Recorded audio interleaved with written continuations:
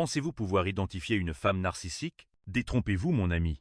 La société nous apprend souvent à repérer les types ostentatoires, les personnalités bruyantes, accrocheuses et égocentriques. Cependant, une prédatrice bien plus dangereuse opère discrètement, à la vue de tous.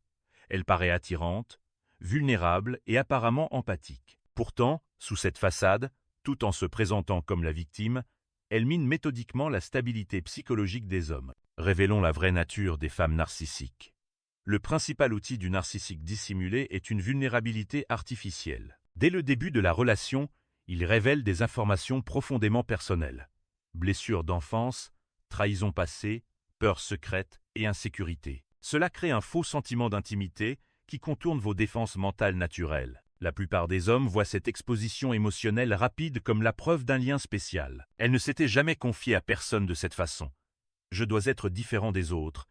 Elle me confie ses secrets les plus intimes. Ces pensées forgent un lien psychologique fort qui ressemble à une proximité authentique, mais qui est en réalité une forme calculée de manipulation. Le piège de la vulnérabilité fonctionne en exploitant l'instinct protecteur des hommes et leur désir de liens significatifs. Lorsqu'une femme partage sa douleur, de nombreux hommes se sentent honorés par sa confiance et poussés à guérir ses blessures émotionnelles. Cela entraîne un investissement psychologique immédiat. Vous êtes non seulement attiré par elle, mais vous vous sentez aussi émotionnellement responsable de son bien-être. Voici la principale différence. La véritable vulnérabilité crée une ouverture mutuelle et une sécurité émotionnelle. La vulnérabilité artificielle engendre un devoir unilatéral et un fardeau émotionnel. Elle devient complexe et blessée, alors qu'on attend de vous que vous soyez fort et attentionné. Elle a des besoins. On attend de vous que vous les combliez. La narcissique cachée ne partage pas ses difficultés à établir des liens. Elle les partage pour prendre le contrôle. Chaque secret qu'elle révèle devient un levier potentiel. Chaque traumatisme révélé justifie son comportement déraisonnable. Chaque blessure révélée devient une excuse pour vous faire du mal. C'est pourquoi la phase de vulnérabilité est à la fois enivrante et épuisante. Vous ne construisez pas une relation, vous endossez un rôle. Le rôle non rémunéré d'un psychologue, avec des heures supplémentaires, à n'en plus finir et aucune perspective de résolution. Le plus insidieux, c'est la façon dont cette dynamique déforme les attentes relationnelles normales. Si vous recherchez la cohérence, on vous accuse de ne pas comprendre son traumatisme. Si vous exigez la réciprocité, on vous perçoit comme quelqu'un qui ne reconnaît pas sa vulnérabilité. Si vous fixez des limites, on vous reproche d'entraver sa guérison. Elle déforme chaque demande raisonnable en preuve de votre échec émotionnel. Un homme qui se sentait autrefois en sécurité doute désormais constamment de la légitimité de ses besoins ou de la déraison de ses attentes. Une fois le piège de la vulnérabilité en place, le narcissique secret commence ce que j'appelle une prise d'otage émotionnelle. Elle apprend à déclencher votre culpabilité, votre peur et votre protection à volonté, vous faisant sentir responsable de son état émotionnel alors qu'elle n'assume aucune responsabilité pour le vôtre. Cela se traduit par des sautes d'humeur spectaculaires qui semblent réagir à votre comportement, mais qui sont en réalité des tactiques de manipulation délibérées. Elle peut passer de la joie à la dévaster au cours de petites interactions, créant l'illusion que vous détenez un pouvoir immense sur son bien-être. En vérité, c'est elle qui démontre son pouvoir sur le vôtre. Le scénario de l'otage émotionnel fonctionne parce qu'il tire parti d'une différence fondamentale dans la façon dont la plupart des hommes et des femmes gèrent l'expression émotionnelle. Les hommes expriment généralement leurs sentiments tels qu'ils les ressentent, tandis que les femmes utilisent souvent l'expression émotionnelle pour influencer des résultats précis. Le narcissique caché exploite cette différence naturelle et en fait une arme. Lorsqu'elle pleure, vous vous sentez obligé de réparer ce qui a provoqué ses larmes. Lorsqu'elle est en colère, vous assumez sa colère. Lorsqu'elle est déçue, vous vous sentez coupable de l'avoir laissée tomber. Cela crée un modèle psychologique dans lequel ces émotions deviennent votre priorité absolue. Mais c'est là que réside le piège. Ces réactions émotionnelles ne sont pas des réponses authentiques aux événements. Ce sont des outils délibérés pour contrôler votre comportement. Elle ne pleure pas de tristesse. Elle pleure parce que cela lui permet d'obtenir ce qu'elle veut. Elle n'est pas en colère parce que vous avez fait quelque chose de mal. Elle se met en colère parce que la colère vous oblige à obéir. Le narcissique caché comprend que l'expression émotionnelle est l'un des leviers psychologiques les plus puissants que les femmes peuvent utiliser. La société apprend aux hommes à prendre au sérieux les sentiments des femmes, à privilégier leur confort émotionnel et à se sentir coupables lorsqu'elles sont contrariées. Elle manipule ces tendances au conditionnement social pour conserver un avantage psychologique constant. C'est pourquoi interagir avec des narcissiques cachés donne l'impression de naviguer dans un champ de mines émotionnelles. Il ne s'agit pas de sentiments sincères, mais d'une manipulation émotionnelle stratégique visant à vous maintenir prisonnier d'un état d'anxiété et de culpabilité persistant. Un homme inconscient de cette dynamique finit par passer toute sa relation à gérer les états émotionnels de sa femme. Plutôt que de construire une véritable connexion, il devient un gardien émotionnel à temps plein, tandis qu'elle reste émotionnellement indisponible pour répondre à ses besoins. L'arme la plus avancée du narcissique secret est de déformer la réalité elle-même. Elle ne se contente pas de manipuler vos sentiments, elle manipule votre perception de la réalité. Elle vous fait douter de vos souvenirs, de vos jugements et de vos expériences, jusqu'à ce que vous vous appuyiez sur sa version des faits pour donner un sens à votre vie. Cette tactique, appelée gaslighting, fonctionne par un déni constant de vos expériences, combiné à des affirmations assurées de récits alternatifs. Lorsque votre souvenir des événements diffère du sien, sa version devient la vérité acceptée. Lorsque vous percevez son comportement comme problématique, votre perception est perçue comme le problème. L'ingéniosité de la distorsion de la réalité réside dans sa subtilité. Elle ne nécessite ni mensonge flagrant ni tromperie flagrant. Elle fonctionne plutôt par le biais de petites contradictions, d'une mémoire sélective et de manipulations émotionnelles qui vous amènent à remettre en question votre propre lucidité mentale. Elle pourrait nier avoir dit des choses que vous avez clairement entendues, prétendre qu'elle n'a jamais fait de promesses dont vous vous souvenez distinctement, ou insister sur le fait que vos réactions émotionnelles sont exagérées face à des événements que vous avez vécus comme vraiment blessants. Au fil du temps, cela provoque un doute chronique sur soi-même, vous rendant dépendant de son interprétation de la réalité. Cette prison invisible n'est pas construite avec des chaînes évidentes. Elle est construite à partir d'une confiance brisée dans vos propres perceptions. Vous cessez de faire confiance à votre instinct parce qu'elle vous répète constamment qu'il est faux. Vous cessez d'affirmer vos besoins parce qu'elle vous convainc qu'ils sont déraisonnables. Vous cessez de croire en vos propres expériences parce qu'elle vous propose des explications alternatives qui vous font douter de votre santé mentale. Cette captivité psychologique est si efficace précisément parce qu'elle retourne votre propre rationalité contre vous. Les individus raisonnables se remettent en question lorsque d'autres ne sont pas d'accord avec leur perception. Les personnes consciencieuses explorent des explications alternatives aux événements. Les personnes empathiques tentent de voir les choses du point de vue des autres, même lorsque ces points de vue entrent en conflit avec leurs propres expériences. Le narcissique caché profite de ces traits positifs pour créer une confusion psychologique permanente. Vos forces deviennent des faiblesses qu'elle exploite pour contrôler votre perception de la réalité. Les hommes pris dans ce piège disent souvent avoir l'impression de perdre la raison. Ils ne deviennent pas fous. Ils subissent l'impact psychologique d'une distorsion prolongée de la réalité. Leur capacité cognitive reste intacte, mais leur confiance en eux a été systématiquement minée. Le narcissique dissimulé transforme les relations d'échange mutuel en une évaluation constante de vos performances. Il se pose en juge de votre valeur tout en évitant toute évaluation similaire. Chaque interaction devient pour elle une occasion de critiquer vos efforts et de les trouver insuffisants. Cela crée une dynamique où l'amour est perçu comme un travail. Vous ne partagez pas votre vie avec un partenaire. Vous jouez devant un public insatisfait. Chaque geste, chaque conversation, chaque tentative est mesurée à l'aune de critères impossibles qui évoluent à mesure que vous les atteignez. Le piège de la performance exploite le désir naturel des hommes d'exceller et d'apporter de la valeur. La plupart des hommes se sentent épanouis lorsqu'ils peuvent influencer positivement le bonheur de leur partenaire. Le narcissique dissimulé corrompt cette pulsion saine en rendant la satisfaction inaccessible, tout en entretenant l'illusion qu'une meilleure performance finira par la mériter. Elle y parvient grâce à ce que les psychologues appellent le renforcement intermitte. Elle récompense parfois vos efforts juste assez pour vous garder espoir, tout en veillant à ce qu'aucun effort ne produise jamais de satisfaction durable. Cela nourrit une dépendance psychologique à son approbation qui se renforce à mesure qu'elle reste hors d'atteinte. Le piège se révèle à travers des poteaux de but en mouvement constant. Lorsque vous progressez dans un domaine, elle souligne vos défauts dans un autre. Lorsque vous répondez à ses attentes, elle révèle que ses véritables exigences étaient plus élevées.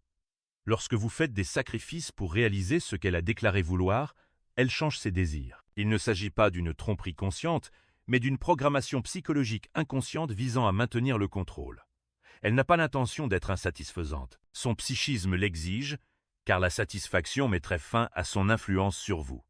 Un homme pris dans ce piège souffre d'une anxiété chronique de performance dans sa relation la plus proche. Il passe sans cesse des auditions pour un rôle pour lequel il a déjà été choisi, s'efforçant de gagner l'amour qu'il est censé déjà avoir, prouvant sa valeur à quelqu'un qui prétend l'apprécier.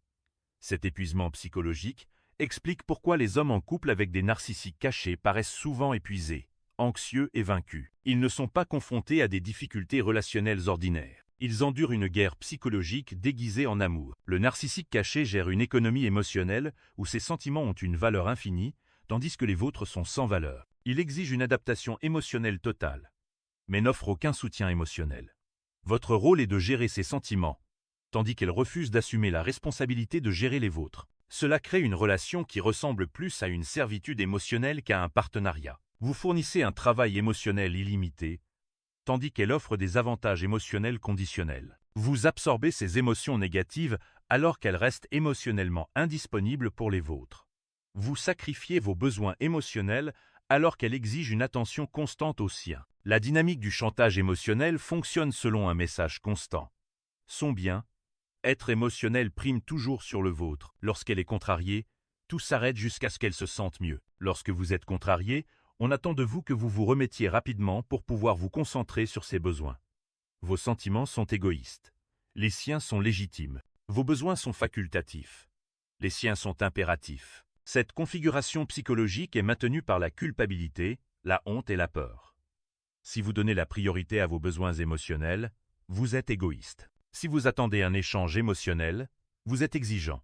Si vous recherchez un soutien émotionnel, vous êtes dans le besoin. Elle vous apprend à associer les besoins émotionnels normaux à des défauts de caractère. Le narcissique caché ne se contente pas de rejeter vos sentiments. Il les invalide activement. Lorsque vous exprimez votre douleur, elle trouve des raisons pour lesquelles votre douleur est inappropriée. Lorsque vous manifestez votre colère, elle explique pourquoi elle est injustifiée. Lorsque vous manifestez votre tristesse, elle la qualifie de manipulatrice. Cela crée un environnement psychologique dans lequel vous apprenez à réprimer vos véritables réactions émotionnelles pour préserver la paix dans la relation. Vous devenez émotionnellement autonome non pas par force, mais par nécessité. Elle crée un sentiment d'abandon émotionnel et l'appelle maturité émotionnelle. Les hommes pris dans cette dynamique se disent souvent engourdis ou déconnectés de leurs propres émotions. Il ne s'agit pas de dépression mais d'autoprotection psychologique. Il apprend que l'expression émotionnelle authentique entraîne une punition, alors il ferme son système émotionnel pour éviter une douleur psychologique constante. Le narcissique caché sape méthodiquement votre confiance en vos propres capacités. Il remet en question vos décisions, critique votre capacité à résoudre les problèmes et sape votre sentiment de compétence jusqu'à ce que vous doutiez de votre capacité à fonctionner de manière autonome. 7. Assassinat de compétences se produit à travers des micro-corrections constantes et des expressions subtiles d'insatisfaction dans des domaines où vous vous sentiez autrefois en confiance. Elle n'attaque pas directement vos compétences. Elle soulève plutôt des doutes sur votre jugement, suggère de meilleures méthodes pour les problèmes que vous avez déjà résolus et vous propose de l'aide pour les tâches que vous avez déjà accomplies seul. C'est particulièrement insidieux, car cela se présente comme un partenariat de soutien. Elle ne vous critique pas. Elle essaie de vous aider à vous améliorer. Elle ne mine pas votre confiance. Elle partage son point de vue. Elle ne vous contrôle pas. Elle vous guide. Mais l'effet cumulatif de ces micro-corrections est dévastateur pour votre autonomie psychologique. Vous commencez à rechercher son approbation pour des décisions que vous preniez auparavant seul. Vous doutez de solutions qui vous semblaient évidentes et vous lui demandez la permission pour des comportements autrefois automatiques. Le narcissique secret y parvient en se présentant comme plus compétent ou plus capable dans des domaines où vous vous sentiez autrefois en confiance. Elle a toujours une meilleure méthode, une solution plus efficace ou des informations supplémentaires censées changer la situation. Votre compétence devient sans importance, car la sienne est toujours présentée comme supérieure. Cela crée une dynamique dans laquelle vous vous sentez perpétuellement inadéquat malgré les preuves de vos compétences réelles. Vous commencez à croire que vous avez besoin de ses conseils pour fonctionner efficacement, que votre jugement indépendant est erroné et que son implication améliore les résultats, même lorsque la réalité suggère le contraire. L'homme qui subit un assassinat de compétences a souvent l'impression qu'il ne peut rien faire de bien. Et ce sentiment est exact. Il s'agit d'une forme de conditionnement psychologique visant à favoriser la dépendance. Ses capacités réelles demeurent intactes, mais sa confiance en elle a été systématiquement minée. Le narcissique caché vous isole des réseaux de soutien susceptibles d'offrir des perspectives différentes sur votre relation. Il n'interdit pas catégoriquement tout contact avec ses amis ou sa famille. Au lieu de cela, elle rend ces interactions émotionnellement coûteuses tout en se positionnant comme votre principale source de compréhension et de validation. La stratégie de l'isolement fonctionne par une manipulation subtile de vos relations sociales. Elle se montre blessée lorsque vous privilégiez le temps passé avec les autres plutôt qu'avec elle. Elle souligne les problèmes avec vos amis et votre famille qui requièrent votre attention et votre énergie. Elle orchestre des crises émotionnelles qui coïncident avec vos projets sociaux, vous obligeant à choisir entre ses besoins et vos relations. Cette méthode est particulièrement efficace car elle semble motivée par ses besoins émotionnels plutôt que par un contrôle manifeste. Elle ne cherche pas à vous isoler. Elle a simplement besoin de plus de soutien que les autres. Elle n'est pas menacée par vos relations, elle est blessée que vous ne fassiez pas passer ses sentiments en premier dans vos moments de convivialité. Le narcissique secret parvient à s'isoler en apparaissant émotionnellement vulnérable et en prétendant avoir une meilleure connaissance de vos relations sociales. Elle voit des problèmes dans vos amitiés que vous n'aviez pas remarqués. Elle reconnaît des schémas toxiques dans vos liens familiaux que vous aviez négligés. Elle comprend votre dynamique sociale mieux que vous. Cela crée une dynamique psychologique dans laquelle le maintien de relations extérieures exige un travail émotionnel constant et une gestion des conflits. Il devient plus facile de minimiser les liens sociaux que de gérer constamment les conséquences émotionnelles de leur maintien. L'isolement est total lorsqu'elle devient votre principale source d'interaction sociale, de soutien émotionnel et de validation externe. Vous n'êtes pas techniquement banni d'autres relations. Vous avez juste appris que les entretenir cause plus de problèmes que d'avantages. Les hommes pris dans cet isolement se sentent souvent déconnectés de leurs amis et de leur famille, sans comprendre comment cela est arrivé. Il ne s'agit pas d'une dérive accidentelle, mais d'une destruction délibérée des relations visant à accroître votre dépendance psychologique à son égard. Le narcissique secret construit une dynamique psychologique dans laquelle vous vous sentez infiniment redevable envers lui pour les sacrifices qu'il prétend faire en votre nom. Elle se positionne comme celle qui donne tout en vous, présentant comme celle qui prend, générant une culpabilité chronique qui vous pousse à accepter un traitement que vous rejetteriez autrement. Le mécanisme de culpabilité opère à travers des rappels constants de ses sacrifices combinés à une minimisation de vos contributions. Elle se souvient de chaque service qu'elle vous a rendu, mais oublie tous ceux que vous lui avez rendus. Elle souligne son investissement émotionnel tout en jugeant le vôtre insuffisant. Cela crée un bilan psychologique dans lequel vous êtes toujours endetté, quels que soient vos efforts réels. Elle donne toujours plus qu'elle ne reçoit, tandis que vous recevez toujours plus que vous ne donnez. Ses sacrifices sont monumentaux, les vôtres sont minimes. Ses efforts ne sont pas appréciés. Les vôtres sont insuffisants. Cette manipulation exploite le désir naturel des hommes pour l'équité et la réciprocité dans les relations. Lorsque vous avez l'impression de donner constamment moins que ce que vous recevez, vous essayez naturellement de rétablir l'équilibre en augmentant vos efforts et en vous adaptant. Le mécanisme de culpabilité est particulièrement puissant, car il exploite vos propres valeurs. Votre désir d'être un bon partenaire devient un outil qu'elle utilise pour obtenir sa complaisance. Votre sens de l'équité devient une raison d'accepter un traitement injuste. Les hommes pris dans ce piège de culpabilité ont souvent l'impression qu'ils ne pourront jamais faire assez pour la remercier de tout ce qu'elle prétend avoir fait pour eux. Il ne s'agit pas d'une comptabilité précise. Il s'agit d'une manipulation psychologique conçue pour créer un endettement permanent qui justifie des demandes sans fin sur votre temps, votre énergie et vos ressources. Le narcissique caché nourrit une dépendance psychologique à de rares moments d'interaction positive par le biais d'un renforcement intermittent.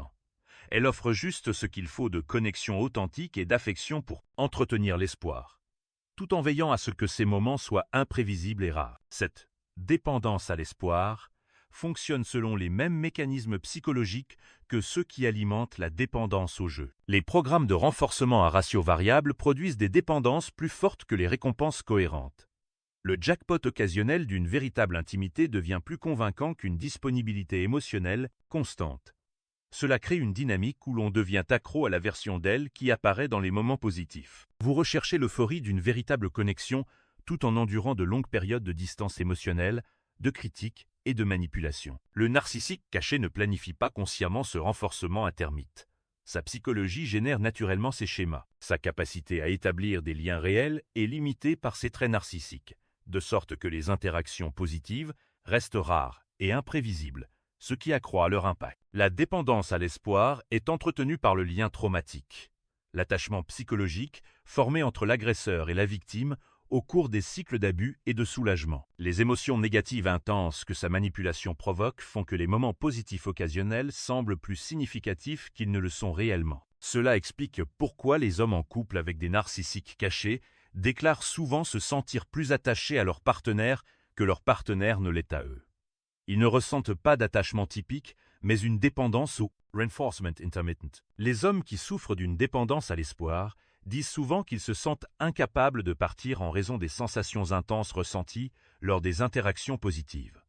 Ces sensations fortes ne sont pas des signes de compatibilité authentique, mais la preuve d'une manipulation psychologique créant une intensité artificielle. Le but ultime du narcissique secret est votre transformation psychologique complète d'une personne indépendante à un appareil émotionnel. Elle veut que vous existiez principalement pour répondre à ses besoins émotionnels, sans avoir vos propres besoins émotionnels qui nécessitent son attention ou son énergie. Cette transformation est complète lorsque vous avez intériorisé ses priorités émotionnelles comme étant les vôtres. Vous donnez automatiquement la priorité à ses sentiments plutôt qu'aux vôtres, anticipez ses besoins avant qu'elle ne les exprime, et vous vous sentez coupable lorsque vous ne parvenez pas à résoudre instantanément ces problèmes émotionnels. L'appareil émotionnel fonctionne en veille permanente, toujours prêt à fournir un soutien, une validation et une résolution de problèmes. Vos propres besoins émotionnels passent au second plan par rapport à votre rôle de gardien affectif. Cette configuration psychologique est entretenue par votre propre conditionnement intériorisé. Vous avez appris que votre valeur dans la relation dépend de votre utilité pour son bien, être émotionnel.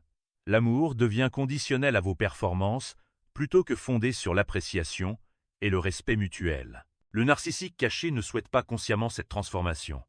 Sa psychologie crée naturellement cette dynamique, car il est incapable de véritable réciprocité émotionnelle. En conséquence, toutes les relations finissent par se transformer en arrangements où les autres fournissent un travail émotionnel, tandis qu'elle offre une approbation conditionnelle. L'homme qui a subi cette transformation a souvent l'impression d'avoir perdu sa propre identité au sein de la relation. Il ne s'agit pas d'une métaphore poétique, mais d'une description psychologique précise. Son identité indépendante a été systématiquement remplacée par un rôle conçu pour répondre aux besoins émotionnels de sa femme. Ces comportements ne sont pas aléatoires, mais représentent des stratégies psychologiques sophistiquées exploitant les vulnérabilités humaines fondamentales. Comprendre ces mécanismes sous-jacents permet de comprendre pourquoi ces tactiques sont si efficaces et pourquoi elles sont si difficiles à détecter lorsqu'elles se produisent. Le narcissique caché opère à partir de ce que les psychologues appellent un cadre psychologique à somme nulle. Elle croit que ses ressources psychologiques sont limitées et que la force d'autrui diminue sa propre puissance. Cela crée une tendance inconsciente à affaiblir les fondements mentaux des autres afin de maintenir sa domination psychologique. Ce cadre explique pourquoi elle ne peut pas célébrer vos succès, soutenir votre confiance ou valider vos expériences. Votre force psychologique menace sa domination et elle mine constamment votre stabilité mentale et émotionnelle. Cette mentalité à somme nulle explique également pourquoi elle ne peut offrir un véritable soutien émotionnel ni une réciprocité. Dans son économie psychologique, donner des ressources émotionnelles aux autres épuise ses propres réserves. Elle doit continuellement recevoir de l'énergie émotionnelle tout en donnant le moins possible en retour. Comprendre cet état d'esprit révèle pourquoi les discussions logiques et les appels émotionnels ne fonctionnent pas avec les narcissiques cachés. Il ne s'agit pas de choix conscients. Vous avez affaire à une programmation inconsciente qui opère en dessous de la conscience. Le narcissique caché ne choisit pas d'être émotionnellement indisponible, manipulateur ou destructeur, pas plus qu'un prédateur ne choisit de chasser sa proie. Ces comportements découlent d'une programmation psychologique qui privilégie ses besoins émotionnels au bien-être d'autrui. Cette compréhension est libératrice car elle élimine l'élément personnel de son comportement. Elle ne vous cible pas spécifiquement. Elle suit des schémas psychologiques propres à toute relation intime. Vous n'êtes pas particulièrement imparfait. Vous subissez les effets prévisibles d'une manipulation psychologique. La reconnaissance est le premier pas vers la liberté psychologique. Une fois ces schémas compris, vous pouvez les observer se dérouler en temps réel au lieu de les remarquer seulement a posteriori. Cette prise de conscience brise le charme de la manipulation et restaure votre capacité à réfléchir clairement à votre relation. La prise de conscience la plus importante est que ces schémas ne sont pas des problèmes relationnels qui peuvent être résolus par une meilleure communication ou davantage d'efforts. Ce sont des stratégies psychologiques qui fonctionnent grâce à votre participation inconsciente. Lorsque vous cessez de vous engager dans ces dynamiques, lorsque vous cessez de gérer ces émotions, de prouver votre valeur ou de résoudre ces problèmes, ces schémas perdent leur emprise sur vous. Elle peut intensifier ces tactiques brièvement, mais elle ne peut garder le contrôle sur quelqu'un qui refuse de jouer selon ses règles. La liberté psychologique nécessite de développer ce que les philosophes appellent la souveraineté émotionnelle, la capacité de maintenir son propre centre émotionnel indépendamment des sentiments des autres. Cela signifie que ses émotions deviennent sa responsabilité, tandis que les vôtres restent vôtres. Cela ne signifie pas devenir émotionnellement insensible ou indifférent. Cela signifie établir des limites émotionnelles saines qui vous permettent de prendre soin des autres sans devenir psychologiquement esclave.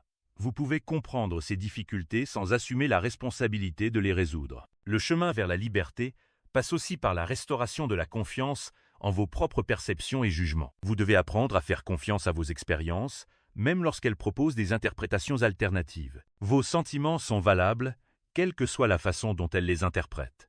Ce processus est difficile, car il nécessite d'admettre que l'être aimé vous manipule psychologiquement. Il est plus facile de croire que vous êtes le problème que d'accepter que votre partenaire porte systématiquement atteinte à votre bien-être mental. Mais au-delà de cette reconnaissance se trouve la véritable liberté. La capacité d'entrer dans des relations à partir d'une position de force psychologique plutôt que de désespoir émotionnel.